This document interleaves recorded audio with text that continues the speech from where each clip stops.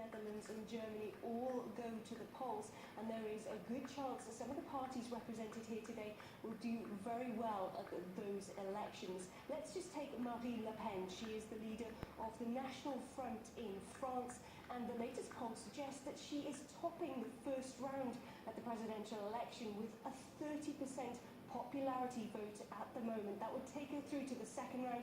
Or Geert Wilders, the leader of the PVV in the Netherlands, who could, if the polls are right, win that election with 32% majority popularity voting. And here in Germany, the AfD, a party which just a couple of years ago didn't exist, their leader, Volker Perry, is receiving popularity votes of around 13%. So how do these parties explain their popularity? Our leaders no longer guarantee the basic principles of European democracy. We don't believe the European Union is a leading power any longer. Why is the establishment not asking the people what they are worried about? We are not afraid to ask. I believe Merkel did a lot of harm to French and German people, contributing to absolutely uncontrolled immigration, which no one can handle anymore. Nor can they take care of, nor provide a place to live, nor educate those people who come to Germany and then to France. The economic model of austerity creates lots of poverty, made lots of French and German people suffer.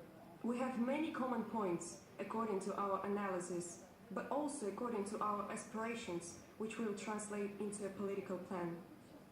We see what is happening today. We see in the Black Summer of Germany last year that sometimes even twice a day there were the most horrible and terroristic attack where innocent people died.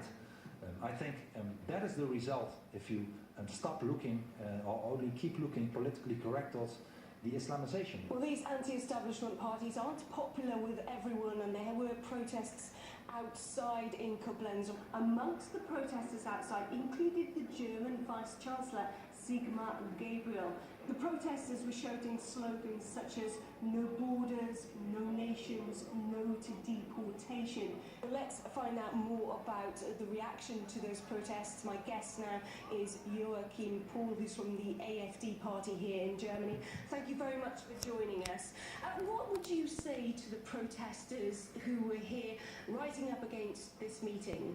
Well, the protesters were basically the SPD and other organizations which are connected to this leftist party, and so it was more or less a party demonstration against. Trump was inaugurated as the 45th president of the United States yesterday. There were unprecedented protests across the United States. Do you envision that you will receive similar reactions here in Germany if the AfD does well in this year's elections? Well, sure, because the establishment is now they are facing defeat, and they mobilize everything to stop us. And so there will be protests. We are used to protests, to demonstration. We are used to violence on the streets, and I guess this will increase, especially when we are successful on the federal level. We are populists. I don't think this is a negative term. We are addressing the people directly. Many people don't think that this mass immigration, policy of mass immigration, the policy of turning the policy of no borders whatsoever is false, and people are voting for us which are concerned about the future of this country. You have to see that a lot of these migrants are not coming from Syria. They're coming actually from Morocco, from Algeria, from Tunisia, from Egypt, and some of the countries are vacation countries, and they are coming for just economic reasons. For example, many Germans are spending their holidays in Tunisia, at the Tunisian coast. They don't have the right to be here. They are not there's no oppression in their countries, and they are more or less safe, and they have to go back home.